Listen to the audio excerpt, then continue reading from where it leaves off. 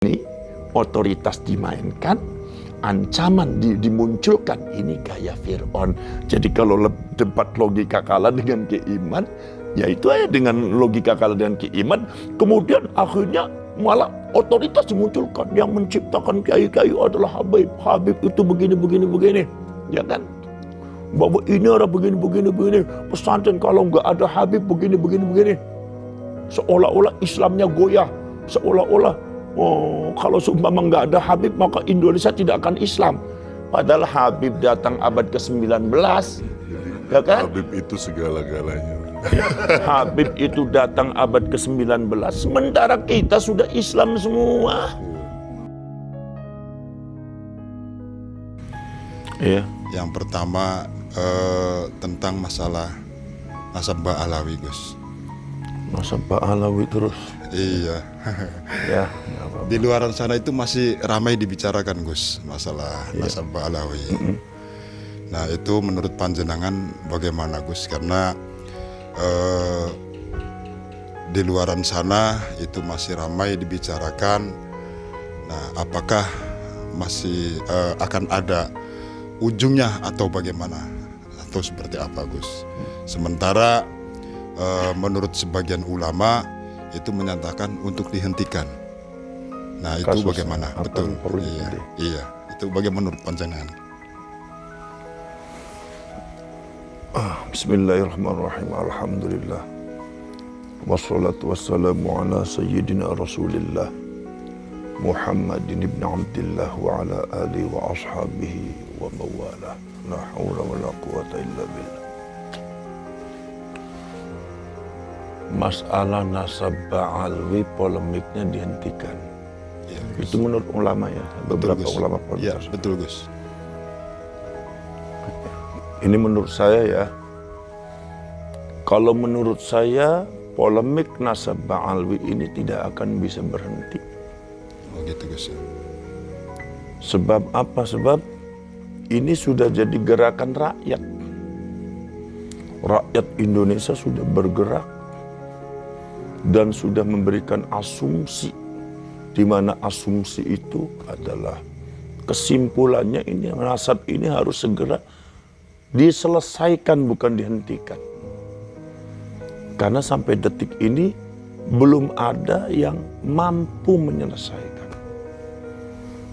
Karena kasusnya akhirnya melebar. Terjadi ada makam-makam palsu yang berkaitan dengan habaib, ada doktrin-doktrin yang kadang-kadang tidak benar. Jadi menurut saya masalah ini tidak bisa berhenti. Tidak bisa berhenti. Dan tidak akan ada ujungnya. Karena apa? Karena ini masalah dari dulu sudah ada. Dan masalah ini nggak pernah berhenti. Dari zamannya Imam Fakhruddin Ar-Razi, saya sering kali mengucapkan itu. Dari abad ke-8, abad ke-9, bahkan yang ada di Yamannya sendiri, itu masih mempertanyakan tentang masalah nasab, keabsahan nasab daripada Ba'alwi ini. Bayangkan ulama-ulama zaman dahulu yang telah memberikan satu statement yang tajam tentang masalah nasab Ba'alwi. Bahkan ada sebagian ulama yang kontemporer, yang seorang syarif, seorang Sayyid Al-Hasani, sampai dia menuliskan satu statement yang sangat tajam. Ibtalun nasab li ali Ba'alwi. Dengan paparan yang sangat tajam secara ilmiah, membatalkan nasab. Tapi kan masalah ini kan terus bergulir. Terus masih ada tetap. Dari dulu sampai sekarang kan masih ada. Apalagi orang-orang yang mengeksploitasi dan mengeksplorasi dengan mengatasnamakan keturunannya Rasulullah atau mengeksploitasi keagungan sebagai zuriyahnya Rasul, itu zaman dulu sudah ada. Sudah ada. Yaitu adalah ada di antaranya kasusnya adalah kasusnya Ubaidillah bin Ahmad Al-Habib yang mirip-mirip dengan Ba'alwi. Walaupun saya tidak mengatakan kalau Ubaidillah bin Ahmad Al-Habib itu adalah Ubaidillah bin Ahmabnya Ba'alwi, tidak. Tetapi kasusnya mirip, di mana Ubaidillah bin Ahmad Al-Habib ini menguasai Mesir dengan Afrika ini dengan mendirikan satu kerajaan Banu Fatimiyah. Ya. Itu 200 tahun dari abad ke-10 sampai abad ke-12. Ya. Dengan dia mengatasnamakan bahwa dia adalah cucunya Rasulullah, pemegang sorga, pemegang syafaat, pemegang neraka. Mendoktrin masyarakat Mesir dan Afrika 200 tahun.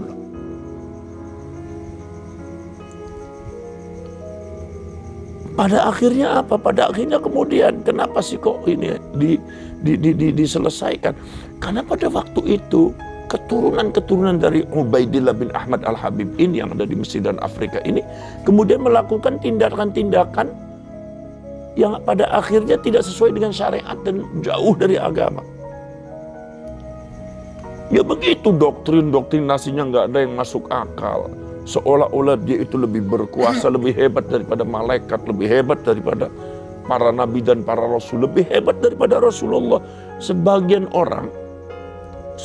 daripada orang-orang mereka muhibbinnya itu menganggap bahwasanya keturunannya Ubaidillah bin Ahmad Al-Habib ini adalah sebagai orang yang kasyaf, yang bisa melihat ars, yang lebih hebat daripada wali, bahkan untung tidak dituhankan saja.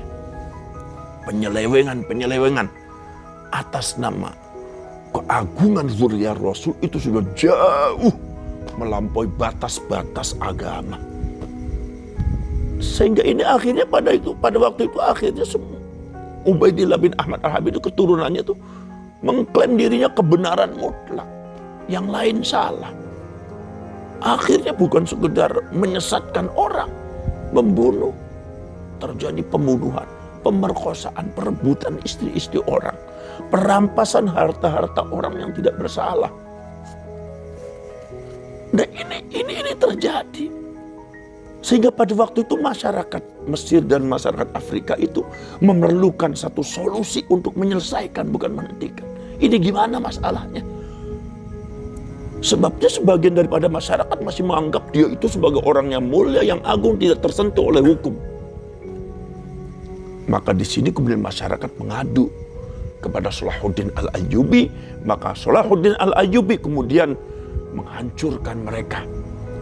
Di antaranya menghancurkan kaum Salibis yang ada di Palestina dan menghancurkan Banu Fatimiyah yang ada di Mesir dan Afrika, yaitu adalah keturunannya Ubaidillah bin Ahmad Al-Habib atau biasa disebut Ubaidillah bin Ahmad Al-Mahdi karena mengaku Imam Mahdi. Dihancurkan semua. Buku-bukunya dibakar. Kenapa? Sebab karena isinya doktrinnya nggak benar. Ini doktrinnya nggak benar. Itu sudah dihancurkan Salahuddin Al-Ayyubi dengan berdasarkan izinnya Syekh Abdul Qadir Al-Jailani Sultanul Aulia. Udah ada ketegasan, udah dihadapi dengan satu kekuatan. Tapi kan masalah yang seperti ini kan nggak berhenti. Muncul di antara klan Ba'alwi yang mirip-mirip seperti keturunannya Ubaidillah bin Ahmad Al-Habib, yang mengaku dirinya sebagai anak cucunya Rasulullah, mengagung-agungkan di atas kewajaran. Bahkan juga cerita-cerita yang sifatnya halusinasi juga diceritakan bahwa ada seperti inilah mbahnya dia bisa bertemu dengan Allah sehari 70 kali lah. Ada yang bisa memadamkan api neraka jahanam lah. Ini mirip-mirip. Doktrinnya juga mirip-mirip. Artinya saya tidak mengatakan kalau Ubaidillah bin Ahmad Al-Habib itu datuknya Ba'alwi. Tetapi ini sifatnya mirip dan kasus seperti ini mirip. Dan ini terjadi. Tidak berhenti. Tidak berhenti. Itu tetap terjadi. Bahkan padahal itu sudah yang namanya kitab-kitabnya sudah dibakar. Tapi nggak berhenti tuh masalah ini. Kebatilan ini nggak berhenti. Yang penting kebatilan ini bukan untuk dihentikan. Yang mampu menghentikan kebatilan dan maksiat hanya Allah. Tetapi kita ini memberikan modal kepada masyarakat, memberikan pencerahan kepada masyarakat, kepada rakyat Indonesia, khususnya warga Nahdlatul Ulama, karena yang banyak jadi korban itu orang NU. Orang-orang yang muhibbin kepada Dzurriyyatur Rasul itu kan orang-orang NU, tapi kan jadi korban mereka. Mereka didoktrin dengan doktrin ajaran yang tidak benar. Sebagian daripada oknum-oknum habaib ini kadang-kadang mendoktrin masyarakat nggak benar. Harus menghormati mereka. Sehingga terjadi pergeseran-pergeseran. Di antaranya apa pergeseran? Karena di situ ada nama sebagai cucunya Rasulullah. Jadi sehingga orang-orang yang mengikuti mereka, para muhibbinnya itu, kalau ada kiai yang dianggap bukan cucunya Rasulullah, tidak dihormati. Apalagi doktrin daripada habaib atau oknum habaib itu seperti itu. Bagaimana cara kasarnya dia bicara, menyebut nama kiai hanya namanya saja. Itu doktrinnya mereka. Kalau menyebut nama kiai daripada selain golongan mereka, jangan panggil kiai, jangan panggil sebut nama kebesaran, panggil namanya aja.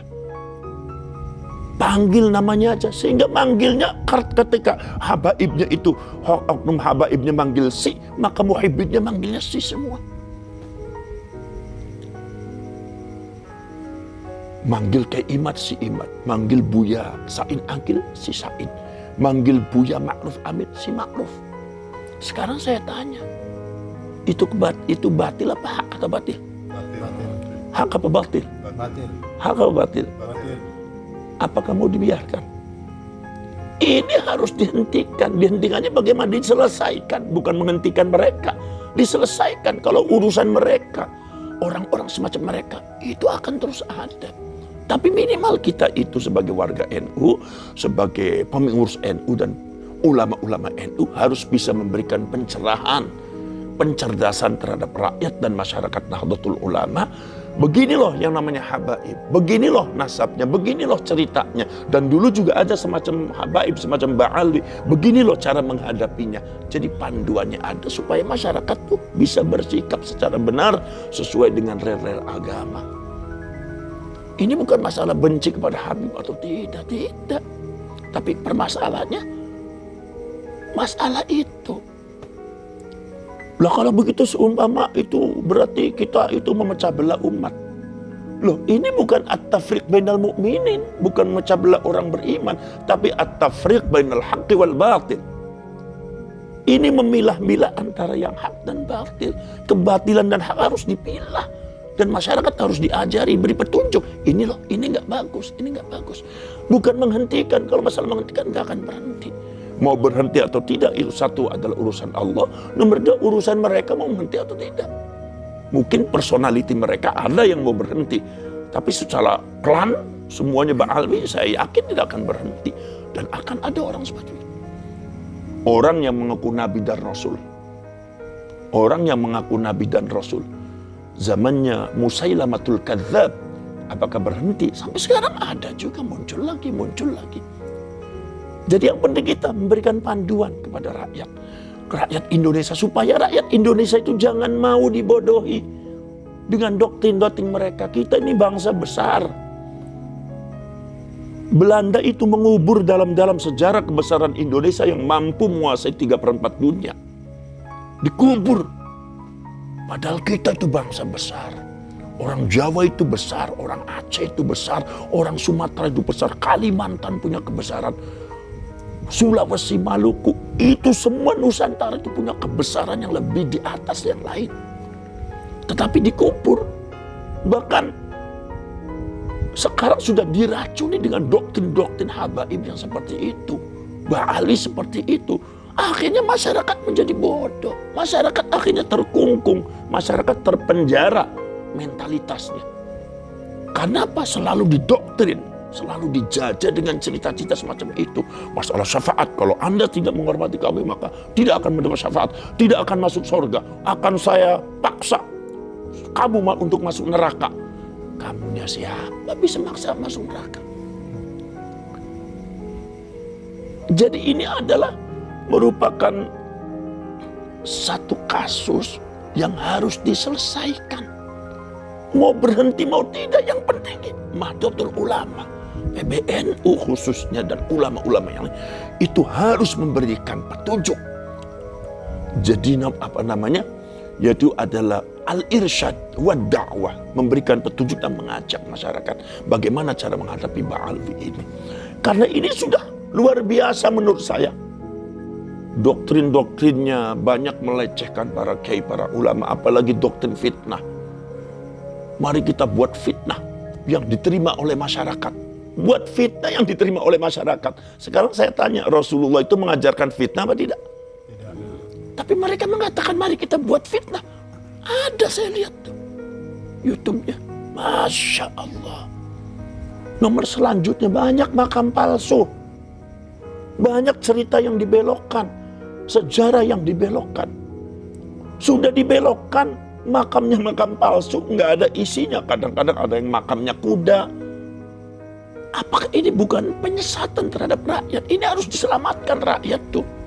Orang NU dan orang muslimin, muslimat, umatnya Rasulullah harus diselamatkan daripada doktrin-doktrin dan ajaran-ajaran pengaruh-pengaruh mereka. Bukan sekedar itu saja. Masya Allah, makam ada, memalsukan makam. Makamnya dihauli, sudah dipalsukan, diklaim lagi. Ya, bahwa ini seperti ini, Nahdlatul Ulama tanpa Habib tidak bisa berdiri. Ada lagi sekarang, Indonesia tanpa Habib tidak bisa berdiri.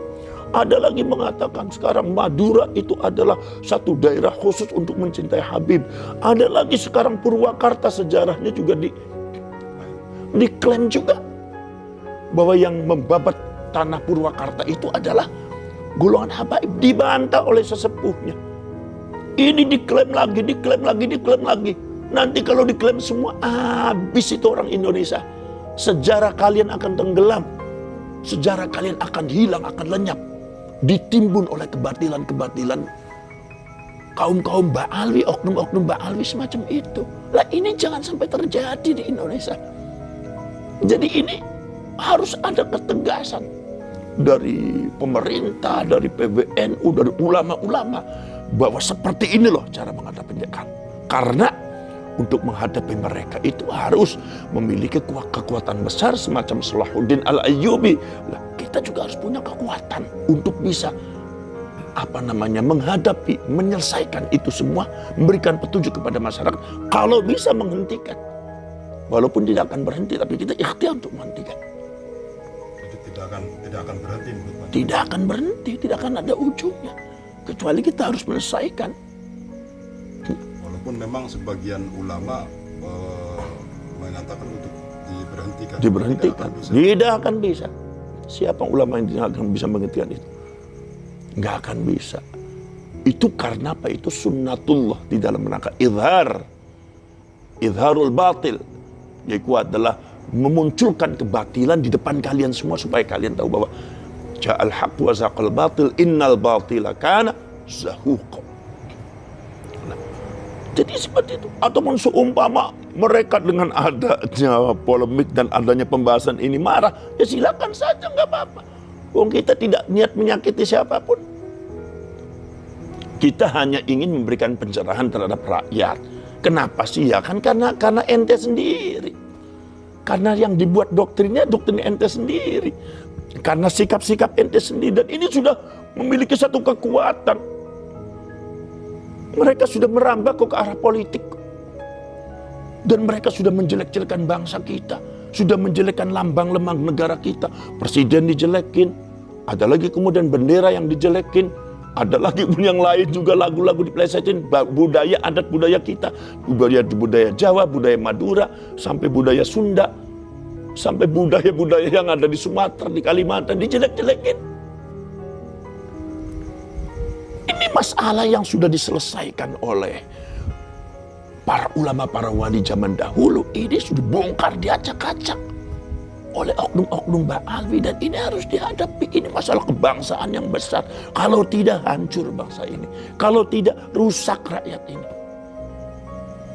Kalau seandainya kita tidak menyelesaikan, kita hanya menonton kebatilan, berarti kita syaitanun ahros. Berarti kita setan bisu. Sungguh ada kebatilan tapi kita diam. Ataupun mereka marah-marah, ya biarkan saja. Kalau Anda marah berarti Anda seperti Fir'aun. Karena kalau seperti Fir'aun kan berarti otoritas yang dimainkan. Kamu itu muridnya saya. Oh, kamu itu muridnya saya, tidak lebih besar daripada saya. Kamu itu diajari oleh saya. Dan akhirnya ada ancaman-ancaman. Fir'aun kalau begitu. Mohon maaf Gus, memotong pembicaraan Gus. Ya. Gus Abbas. Ya. Kenapa? Saya melihat ada mengintrospeksi tentang statement Gus Abbas Ya. mengenai masalah nukil, yaitu nukil yang diceritakan Gus Abbas itu waktu kemarin itu mengenai Nabi Musa dengan Fir'aun. Menurut sewu Gus, seharusnya nukil yang dibicarakan tentang Nabi Ibrahim dengan Namrud gitu Gus. Begitu. Oh iya. Kemarin ya. Karena memang itu rekamannya malamnya, pertanyaannya mendadak. Jadi akhirnya saya cerita zallatul lisan. Oh iya. Ya kalau masalah kesalahan nukil, saya akui itu salah. Saya akui salah. Sebetulnya itu cerita itu saya maksudkan sih ceritanya Nabi Musa dan Fir'aun. Tetapi saya salah nukil itu ceritanya Nabi Ibrahim dan Namrud. Ya bagi yang mengoreksi saya, barakallahu fik. Mudah-mudahan Allah memberkahi kalian. Dan saya ucapkan banyak terima kasih. Saya sarankan jangan bosan-bosan mengkritik saya. Jangan bosan-bosan, jangan sungkan-sungkan mengkoreksi saya. Karena saya ini bukan malaikat. Dan saya juga tidak mendapatkan wahyu dari Allah. Dan saya tidak maksum. Yang maksum cuma para nabi dan para rasul. Jadi mungkin salah dan bahkan pasti ada salahnya. Maka dari itu tidak usah sungkan-sungkan Anda memberikan koreksi kepada saya. Sebab jangankan setingkat saya, setingkat Imam Ibnu Hajar Al-Asqalani saja bisa keliru. Pada waktu zaman dulu itu Imam Ibnu Hajar kan punya kitab Fathul Bari itu, Syarah Bukhari. Ya kemudian dari mazhab Hanafi ada yang membuat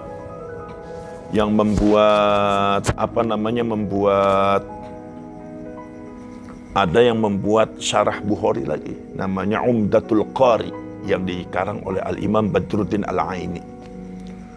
Itu karangannya Imam Badruddin, Umdatul Qari ini min jihati sanad itu lebih unggul daripada Imam Ibnu Hajar Al-Asqalani dalam kitab Fathul Bari. Bahkan di dalam sejarah Imam Ibnu Hajar sempat merevisi beberapa riwayatkan sanad rijalul haditsnya. Itu ketika ditanya oleh muridnya, ya Imam, kenapa panjenengan ini direvisikan? Sebetulnya seperti ini, kok direvisi dari seperti ini? Kata Imam Ibnu Hajar, iya, saya keliru. Setelah saya membaca kitabnya Imam Badruddin Umdatul Qari, yang benar adalah Imam Badruddin Al-Aini, saya yang keliru. Jadi artinya setiap Imam Ibnu Hajar dia bisa keliru. Jadi tidak ada alasan bagi saya untuk merasa paling benar atau nggak mau disalahkan. Ya salah itu dalam masalah keilmuannya, kalau benar benar, kalau salah salah. Dan saya ucapkan banyak terima kasih dan saya berikan apresiasi kepada sampean untuk bisa mengoreksi saya dan merevisi apa yang saya katakan. Ya memang saya sudah salah itu yang namanya salah ya harus salah. Kalau jangan dibiarkan, jangan ditiru itu. Anggap aja itu nggak ada, nanti saya ceritakan sebenarnya. Ya, saya ucapkan terima kasih. Mudah-mudahan yang mengoreksi saya, mudah-mudahan mendapatkan barokah dalam ilmu yang bermanfaat. Amin. Dan futuhul qalbi, yaitu terbukanya hati itu mendapatkan ilmu dari Allah Subhanahu wa taala karena dia berpijak pada satu kebenaran. Alhamdulillah saya ada yang mengingatkan. Ya. Dan saya bersyukur. Tapi pada intinya sama saja. Maksud saya begini, bahwasanya kalau seandainya orang debat kemudian logikanya kalah, kemudian marah-marah dan memunculkan otoritas untuk melumpuhkan lawannya. Kamu kan anak saya, masa ngelawan sama bapak? Kamu kan murid saya, masa ngelawan sama guru? Jadi ketika debat logika kalah tapi otoritas yang dimunculkan, ini mirip-mirip Fir'aun. Kalau cerita aslinya seperti ini. Jadi kalau Fir'aun itu kan selalu di depan umatnya. Itu mengatakan, Ana rabbukumul a'la. Saya adalah Tuhan kalian yang paling tinggi. Di sini ada satu celah-celah untuk membantah atau untuk berkomunikasi dengan Fir'aun dengan cara debat logika. Ya, yang dilakukan oleh Nabi Musa dan Nabi Harun berdasarkan perintah Allah. Apa? Satu begini. Kata Fir'aun, Ana rabbukum. Saya adalah Tuhan kalian, Al-A'la yang paling tinggi. Tuhan kalian maksudnya adalah umat. Umatnya manusia. Sekarang kalau seumpama Fir'aun mengatakan, saya adalah Tuhan kalian, yaitu adalah manusia yang hidup di depan Fir'aun. Sekarang Tuhannya Fir'aun siapa? Sekarang Tuhannya langit dan bumi siapa? Sekarang Tuhannya manusia, generasi manusia yang sebelum umatnya Fir'aun siapa? Mbah-mbahnya yang sudah meninggal, itu siapa Tuhannya? Tuhannya seluruh barat dan timur siapa? Ya kan? Makanya Allah Subhanahu wa ta'ala membantah dengan mengajari Nabi Musa. Pertama adalah kata Allah Subhanahu wa ta'ala berfirman kepada Nabi Musa, Ya Musa ya Harun, fa'tiya fir'auna wa qula inna rasulu rabbil alamin. Kamu datang kepada Fir'aun. Kalian datang kepada Fir'aun, kalian berdua itu. Ucapkan bahwa saya adalah Tuhan semesta. Saya adalah utusannya Tuhan semesta alam. Lah ini Fir'aun bingung kok Tuhan semesta alam. Fir'aun kan membaca ada langit, ada bumi, ada timur, ada barat, ada gunung, ada air, ada lautan, ada hutan, ada petir, ada semuanya, ada binatang. Ini alam semua. Sedangkan Fir'aun itu kan hanya klaimnya ke Tuhan kalian. Berarti ada Tuhan yang lebih besar lagi. Kalau ada Tuhan lebih besar lagi, itu adalah Tuhannya semesta alam. Oh berarti saya bukan Al-A'la, bukan paling tinggi. Ini bantahan secara cerdas yang diajarkan oleh Allah kepada Nabi Musa dan Nabi Harun. Makanya akhirnya Fir'aun bertanya, wa ma Rabbul Alamin? Kok ada Rabbul Alamin? Apa itu Rabbul Alamin? Berarti artinya apa? Fir'aun sendiri sebetulnya tidak mengerti akan filsafat ketuhanan. Jadi Fir'aun itu membanggakan sesuatu terhadap sesuatu yang Fir'aun belum mengerti. Buktinya tanya, wa ma Rabbul Alamin? Bukan wa man Rabbul Alamin, bukan wa mar Rabbul Alamin, tapi wa ma, apa itu? Akhirnya dijawab oleh Nabi Musa berdasarkan tuntunan Allah. Rabbus samawati wal ardi wa ma bainahuma in kuntum muqinin. Ya pangerannya langit dan bumi. Oh berarti pangerannya langit dan bumi berarti di luar kekuasaan Fir'aun, yaitu Fir'aun adalah hanya menguasai umatnya dia. Diteruskan kata Nabi Musa, Rabbukum wa rabbu abaikumul awwalin. Tuhan kalian, Fir'aun dan kalian juga termasuk umat dan termasuk bapak-bapaknya yang sudah meninggal. Fir'aun kaget. Ini Nabi Musa bisa cerdas ini. Ini kan tuntunan dari Allah. Makanya kalah logika. Akhirnya Rabbul Masyriqi wal Maghribi wa ma bainahuma in kuntum ta'qilun. Tuhan antara barat dan timur.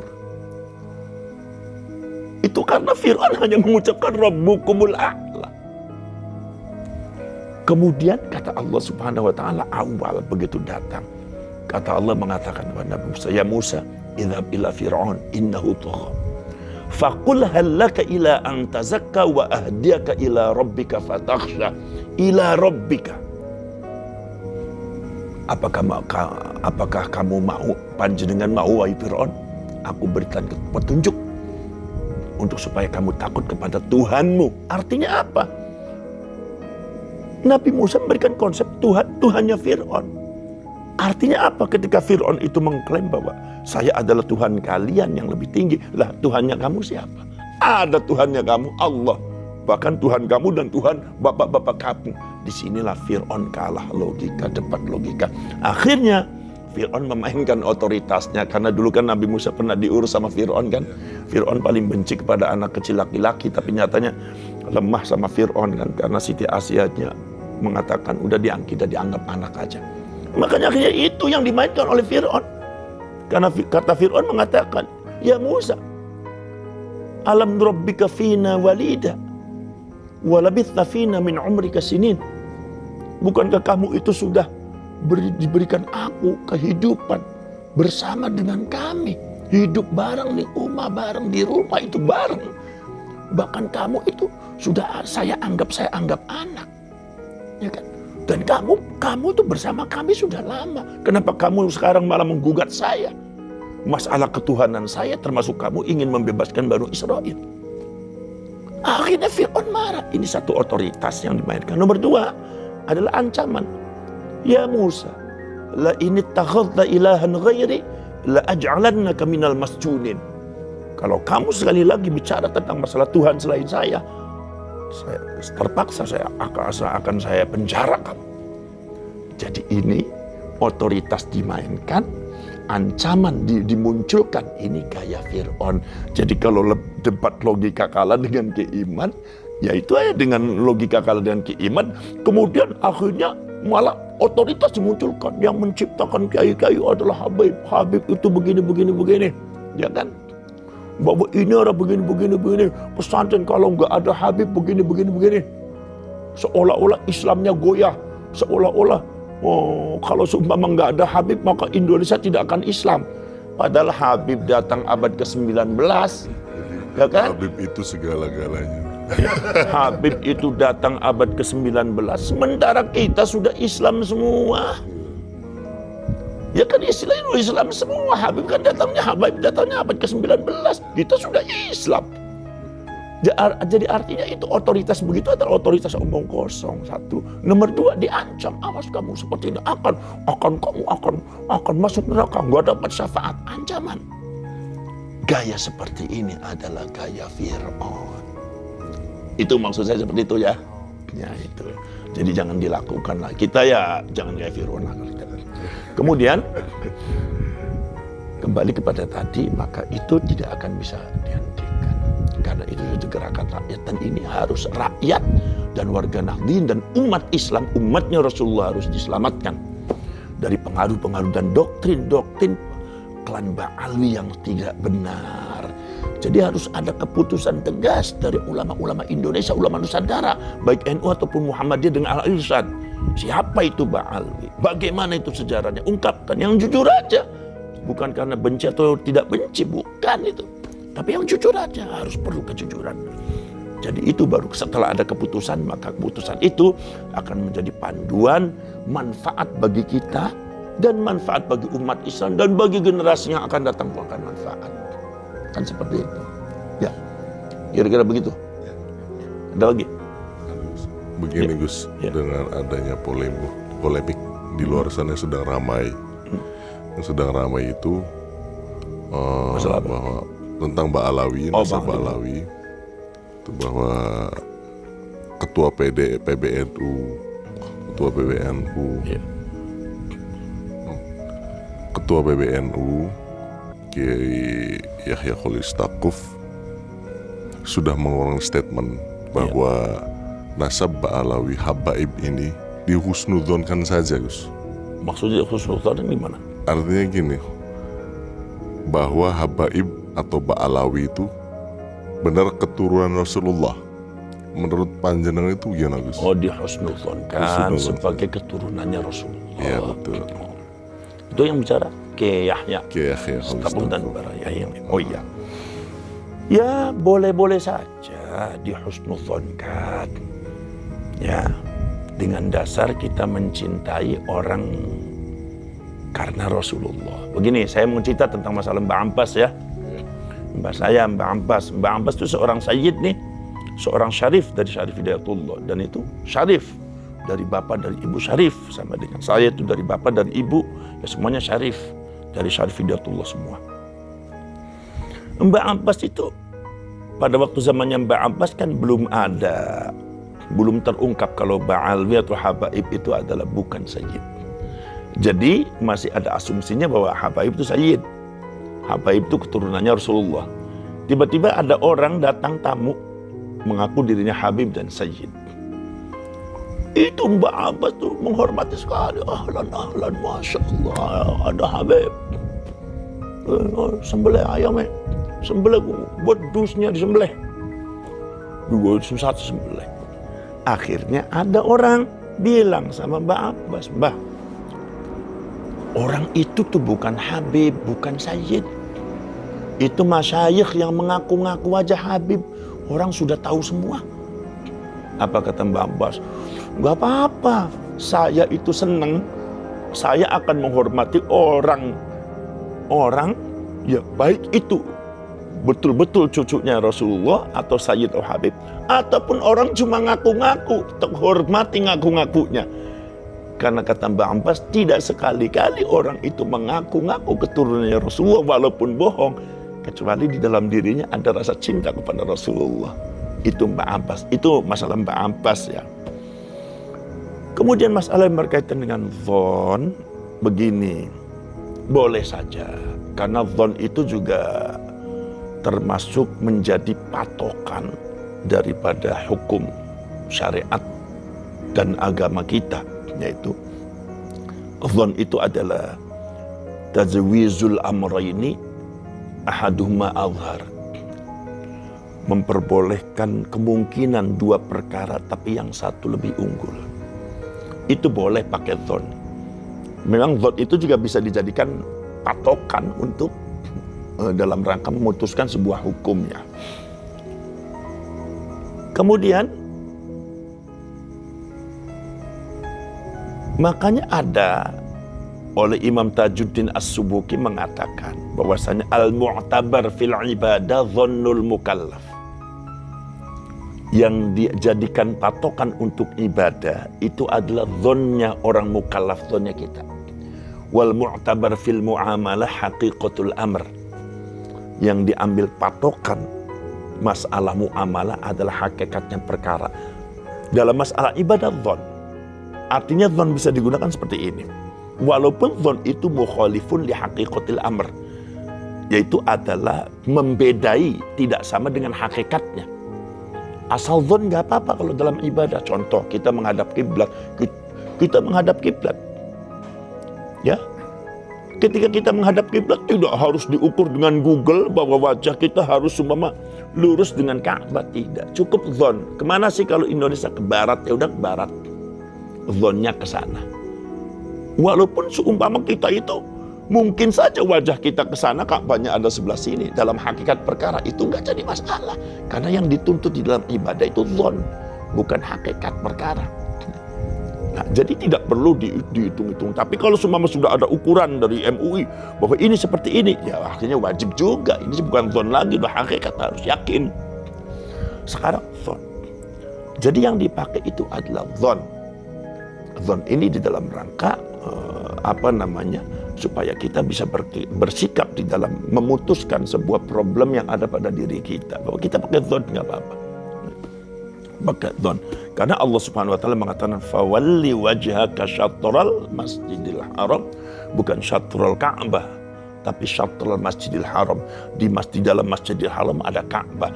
Cukup menghadap masjidil haram itu sudah cukup. Artinya itu kita sholat menghadap kiblat pakai dhon. Bukan syatral Ka'bah harus dengan Ka'bah, bukan. Nah, masjidil haram saja. Lah maka tadi itu kita boleh pakai dhon. Tetapi penggunaan dhon ini nggak boleh sembarangan. Penggunaan dhon ini nggak boleh sembarangan. Ya, dhon ini di dalam hukum Islam ini kan termasuk kajian ijtihad, pembahasannya dalam fikih dan usul fikih. Itu dhon itu tidak boleh sembarangan. Sebab dhon itu harus bil amarah wal alamah. Harus dengan ciri-ciri dan tanda-tanda. Untuk mendapatkan dhon, karena dhon itu kan ahaduhuma azhar. Jadi minimal 51%. 51% asumsi masuk berarti dhon. Selain 51%, 49% disebutnya waham. Kalau sama-sama 50% disebutnya syak, ragu-ragu. Jadi untuk mendapatkan dhon yang 51% ini tidak bisa langsung. Jadi kalau seumpama kita bingung, ya, kita bingung, seumpama kita itu dalam satu daerah di mana kiblatnya kita nggak tahu, kita pakai dhon. Lah ketika kita pakai dhon tidak bisa langsung, oh dhon saya langsung sana, langsung Allah bersana, enggak boleh. Tapi harus ijtihad dengan alamah, dengan amaroh, dengan ciri-ciri, dengan tanda-tanda. Kita melihat bintang, kita melihat posisi gunung, kita melihat matahari, kita melihat tadi kita datangnya dari mana. Pokoknya amaroh, ciri-ciri untuk mendapatkan dhon bahwa kiblat ini kemana. Lah ketika sudah dibaca ciri-cirinya, kita tentukan dhon saya kiblat ke sana. Lah berarti kalau ke sana itu dhon, lah kalau ke sini lawannya dhon, namanya waham. Dhon ada husnudzon, waham tidak ada husnul-waham. Ketika kita sudah mendapatkan dhon, maka waham tidak boleh dipakai, batil kalau dipakai. Lahwun wa la'ib. Kalau Anda tetap memakai yang waham, berarti Anda bermain-main dalam masalah agama. Nah itu. Maka dari itu harus dibaca dulu. Contohnya lagi, contoh masalah yang berkaitan kita sholat. Sholat kita ini saya dapat 1 rakaat apa 2 rakaat? 1 belum, dhonnya kemana? Dhonnya ke 2 rakaat ya, dapat 2 rakaat terusin. Tapi kalau syak, ragu-ragu, syariat menentukan, ambil yang yakin. Apa? 1 rakaat itu yakin. Untuk apa mengambil yang yakin? Untuk mendapatkan dhon. Dhon kita 4 rakaat. Walaupun hakikatnya mungkin kita sholat asar itu 5 rakaat, nggak jadi masalah. Karena yang dipakai dalam ibadah itu dhonnul mukallaf. Kira-kira bisa tangkap ya? Nah itu dhon. Termasuk contoh seperti ini. Untuk mendapatkan dhon ini, apakah 1-2 rakaat harus ijtihad, amaroh kita. Diingat-ingat dulu. Ini kita tadi macam, ini kita gimana? Diingat-ingat dulu, dibaca dulu. Oh, ketika kita sudah syak, ragu-ragu, tidak ada amaroh yang muncul, baru kita mengambil yang yakin. 1, untuk mendapatkan dhon 4 rakaat. Walaupun hakikatnya bisa 5 rakaat, gak usah jadi masalah. Ini kan? Nah, contoh lagi, seumpama masalah yang berkaitan dengan contohnya masalah yang berkaitan dengan tayammum. Orang tayammum itu ibadah atau toharo dorur, bersuci yang secara darurat. Ketika kita fakdul ma'i, tidak ada air, maka kita boleh tayammum. Sekarang apakah kita bisa langsung tayammum li fakdil ma'i karena ketiadaan air? Begitu nggak ada air kita langsung tayammum aja di awal waktu? Nggak boleh. Kita harus mencari dhon dulu. Bagaimana mencari dhon? Lah ini dhonnya bagaimana? Dhonnu wujudil ma'i atau dhonnu adamil ma'i. Dhon adanya air atau dhon tidak adanya air. Bagaimana mencarinya? Ya bil amaroh wal alamah, harus dicari ciri-ciri dan tanda-tanda. Ketika banyak pohon dan ini kampung ini adalah biasanya ada air, tapi kali ini nggak ada air. Tapi biasanya ada air, jadi kemungkinan mungkin bisa juga kalau dicari ada air. Maka wajib tolabul ma'i, wajib mencari air. Tidak boleh langsung tayammum. Kenapa? Karena kita dhonnya adalah ada air. Ini yang dipakai dhon. Kecuali kalau seumpama kita itu dalam satu daerah, dhonnya adalah adamil ma'i, tidak adanya air. Karena kita semua ada di Timur Tengah atau di daerah yang gersang, ada batu-batuan, tidak ada air. Mencari pun udah dianggap percuma karena memang di sini biasanya tidak ada air, ya kan? Maka dhonnya adamil ma'i, nah dhon dipakai, tidak ada airnya. Maka dari itu boleh langsung tayamum di awal waktu. Ini pakai dhon. Jadi dhon itu harus bil amaro wal alamat. Ya Pak. Jadi nggak boleh sembarangan. Lah kemudian sekarang masalah yang berkaitan dengan habaib, nasabnya habaib, bagaimana bisa nggak husnudzon? Dilihat dulu amarohnya, alamatnya. Amaroh nasabnya Habaib ini, Ba'alwi ini, amaratul ittisal atau aratul inqita'. Ciri-cirinya terputus, apa ciri-cirinya nyambung atau ciri-ciri terputus? Kalau ciri-cirinya nyambung, berarti minimal 51% berdasarkan kajian data dan sejarah nyambung 51%, maka kita boleh husnudzon. Artinya yang 49% kita bisa abaikan. Itu namanya husnudzon. Walaupun tidak hakikatul amr, belum tentu hakikatul amr. Itu kalau amarohnya ittisal, nyambung. Sekarang kalau amaratul inqita', amarohnya itu ciri-cirinya terputus. Berdasarkan kajian data, kajian sejarah, manuskrip yang lain, ternyata amarohnya ciri-cirinya inqita', terputus. Berarti zonnya zon terputus, 51 ke atas terputus. Kalau seumpama amarohnya itu pada inqita' sehingga zonnya 51% itu terputus, berarti 49% sisanya itu namanya bukan zon, waham namanya. Dan waham, ingat, tidak ada husnul waham. Kalau panjenengan ngambil yang waham untuk patokan hukum dan sandaran, kalian laghun wala'ib, kalian bermain-main dalam masalah agama, itu batil.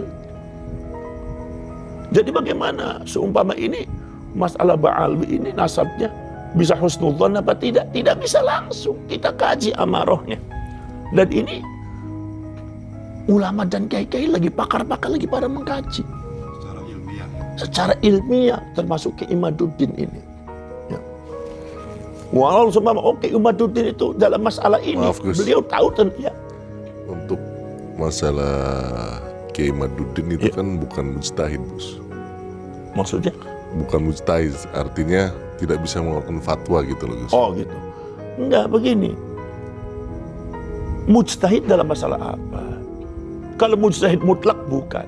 Tapi ada kata para ulama mengatakan, man alima adillata syai'in kana minal mujtahidina fihi wa in jahula ghairahu. Barang siapa yang mengetahui detil-detil daripada dalil-dalil sesuatu, berarti dia adalah mujtahid terhadap sesuatu itu, walaupun pada yang lainnya tidak mengerti. Jadi menurut pandangan saya, semacam Kiai Imaduddin dan Kiai Ihya, orang-orang yang muta'ahid, mengfokuskan dirinya membahas, mengkaji tentang masalah Ba'alwi, ya dia minal mujtahidina fihi, minal mujtahidina fihi, termasuk mujtahid dalam masalah Ba'alwi. Jadi iya, Anda jangan mengatakan mujtahid. Mujtahid itu banyak, ada mujtahid mutlak, ada mujtahid yang muntasib, ada mujtahid fatwa, ada mujtahid madhab, ada yang mujtahid dalam beberapa masalah. Jadi Anda tidak mau tahu ini mujtahid, ini bukan seperti itu. Kalau Anda nggak mengerti, jangan bicara. Itu kajiannya di ilmu fikih dan usul fikih, dan itu ulama Nahdlatul Ulama semua paham semua masalah itu. Makanya nggak sembarangan agama itu.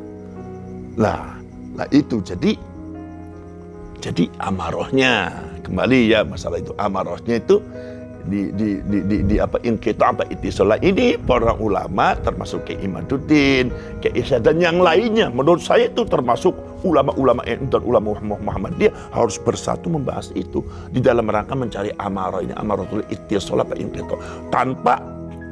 Tanpa kita condong ke sana condong ke sini, akhirnya dapatnya nggak jujur. Harus jujur.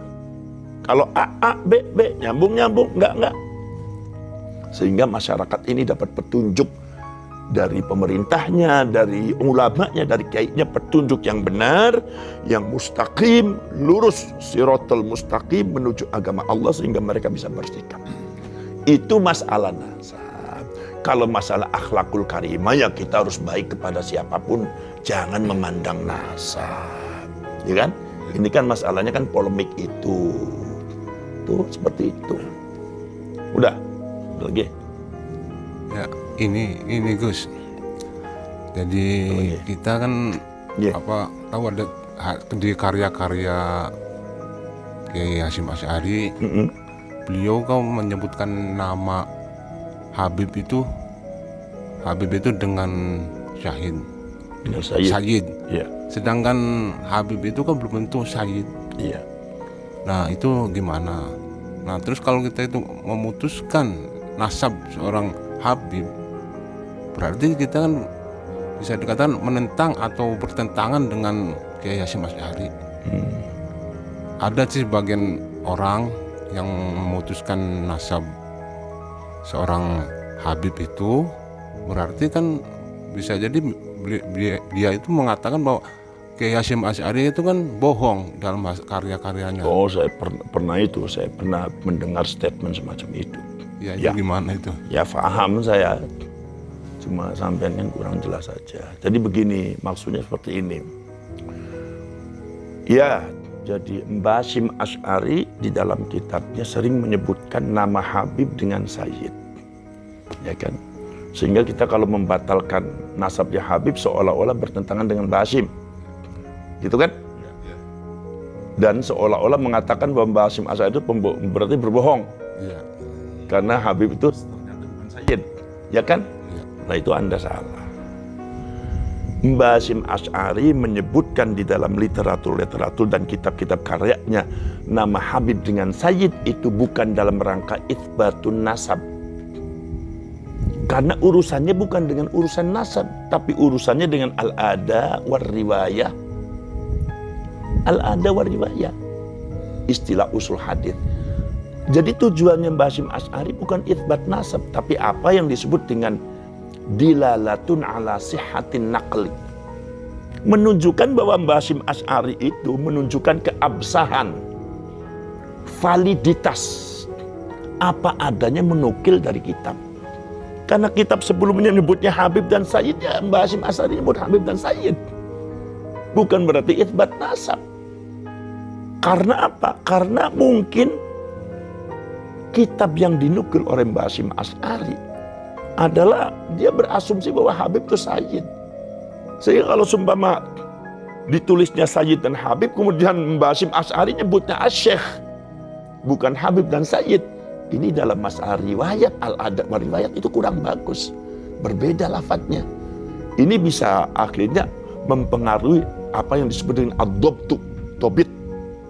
Itu bisa mempengaruhi dia tuh thiqah atau tidak. Maka dari ini bukan urusan itsbat nasab, ini urusan al-ada war riwayah. Jadi apa yang disebut dengan dilalatun ala sihhatin naqli, yaitu satu menunjukkan bahwa Mbah Hasyim Asy'ari valid di dalam menukil dari kitab sebelumnya disebutnya Habib, Sayyid gitu. Contohnya begini, yang jelasnya seperti ini, supaya Anda jelas ya. Di dalam masalah nahwu shorof ada seorang ulama namanya Imam Ibnu Malik. Semua orang nyebut Imam Ibnu Malik. Ulama-ulama nyebutnya qala Ibnu Malik, qala Ibnu Malik, wa qala Muhammad bin Malik. Saya yakin juga para ulama-ulama di Nusantara nyebutnya juga Ibnu Malik, Muhammad bin Malik, ya kan? Maka adanya juga Alfiyah Ibnu Malik, ya kan? Padahal secara nasab Imam Ibnu Malik itu bukan Ibnu Malik, namanya Imam Muhammad bin Abdillah bin Malik. Cuma Imam Ibnu Malik atau Imam Muhammad itu tidak berkenan kalau disebutkan Muhammad bin Abdillah karena menyerupai Rasulullah. Maka dia lebih senang disebut Muhammad bin Malik padahal nasabnya Muhammad bin Abdillah.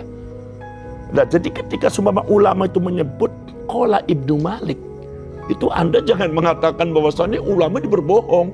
Sebab ini nasabnya Ibnu Malik itu adalah Ibnu Abdillah, bukan Ibnu Malik. Kenapa disebutnya Ibnu Malik? Berarti dia sesuai dengan nasabnya. Kiai benar, ulama benar. Anda yang asumsinya salah.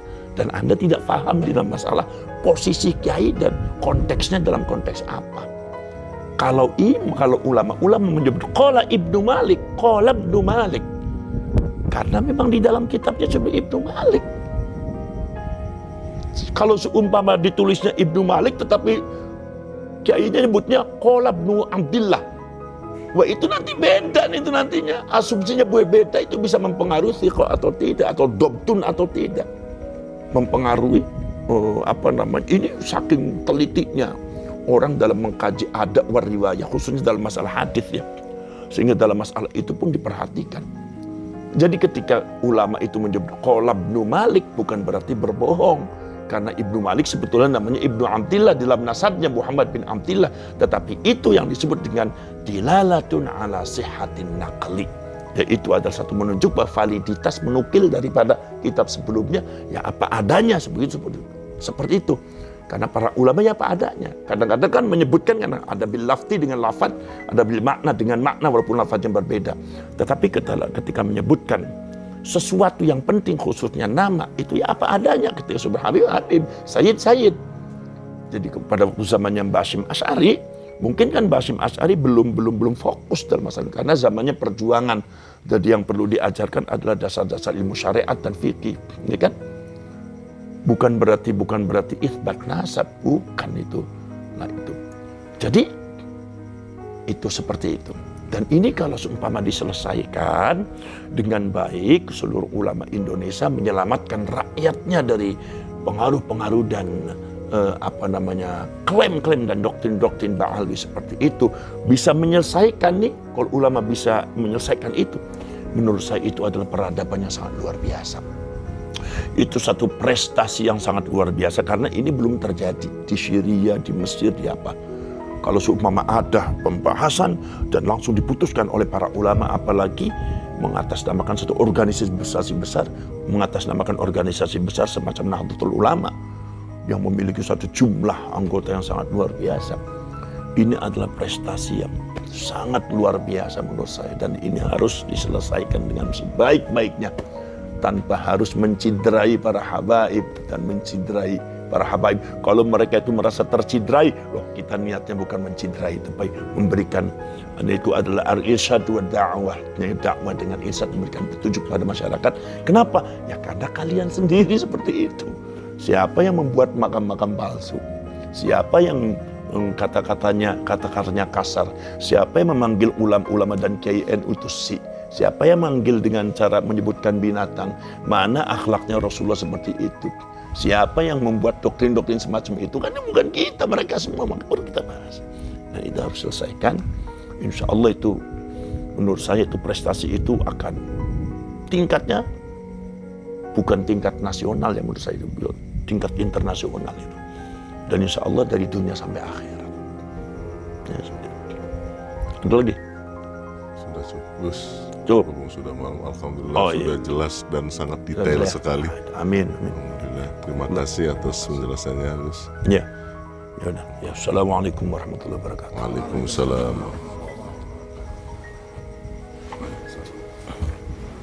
Ya udah. Udah ngopi-ngopi dulu sini. Ngopi-ngopi di sana tuh, ngopi ya. Terima kasih, Gus. Iya, iya, makasih.